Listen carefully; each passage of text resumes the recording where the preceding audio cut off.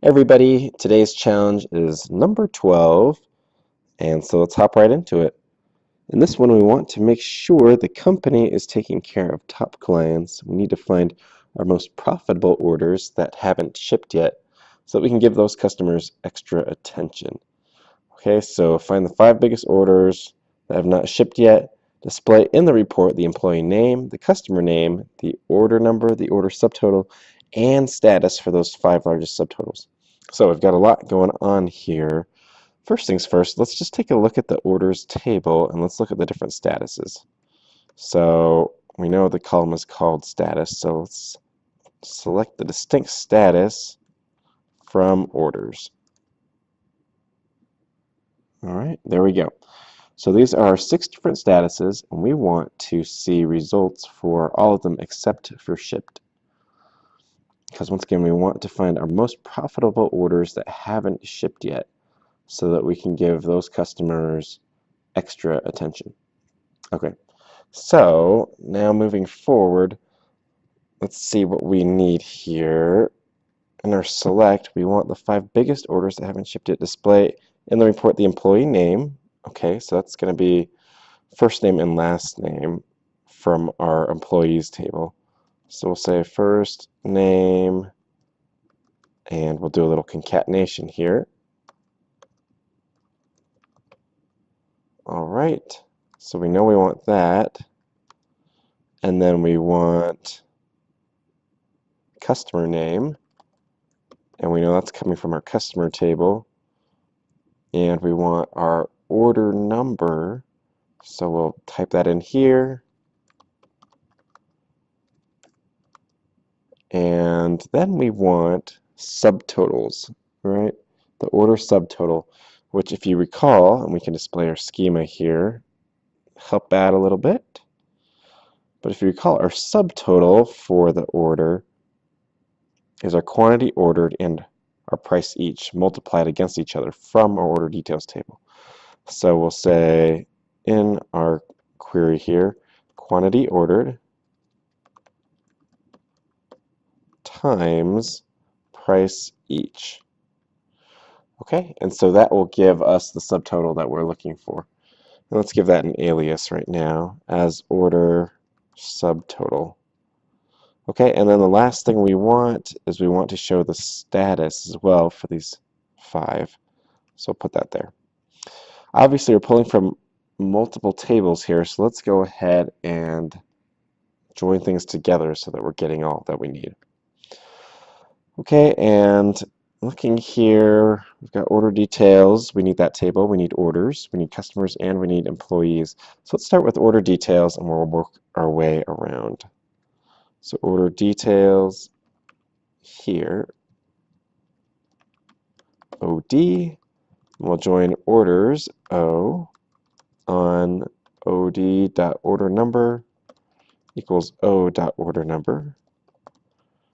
Then we'll join in our customers table, C on C.customer number equals O.customer number.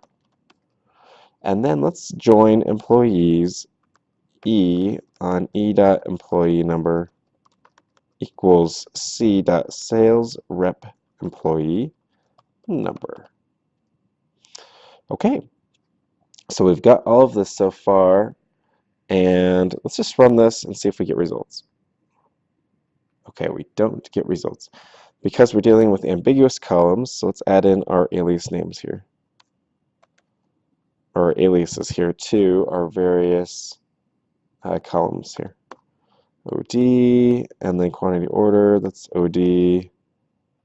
This is also OD. Status is O. And then we've got E.first name, E.last name, and let's, last name. Let's give us an alias, call it employee name, as you might expect. Now let's run it, and we get a nice long list of results. Okay, so we haven't filtered anything out yet, so we'll get to that here in a second.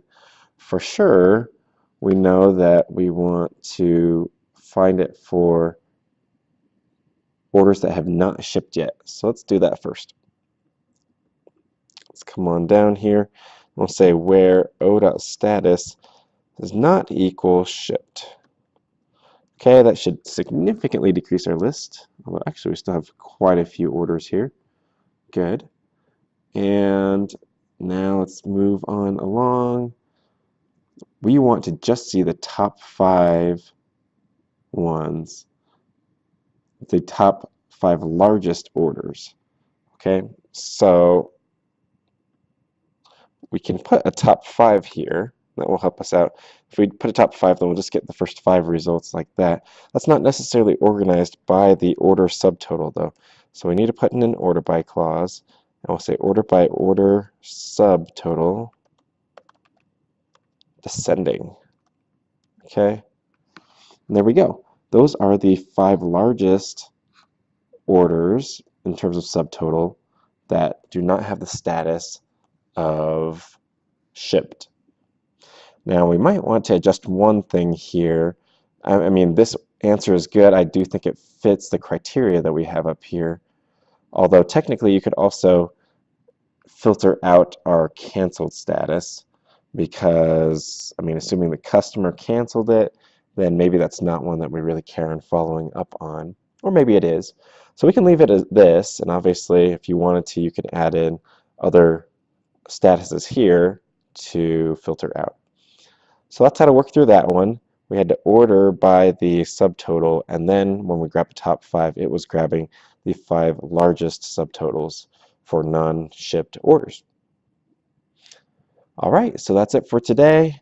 As always, check out our Intro to SQL Querying course if you have not. It is free, and it will give you a nice foundation in the basics of SQL using these types of hands-on challenges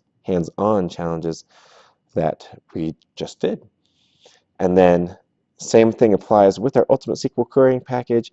I really would say it is the best course out there to teach you SQL querying. Of course, I am a little biased, but it really is the course that I wish I would have had before I entered the workplace to really get me ready to handle anything that I needed to write. Okay, we'll see you tomorrow.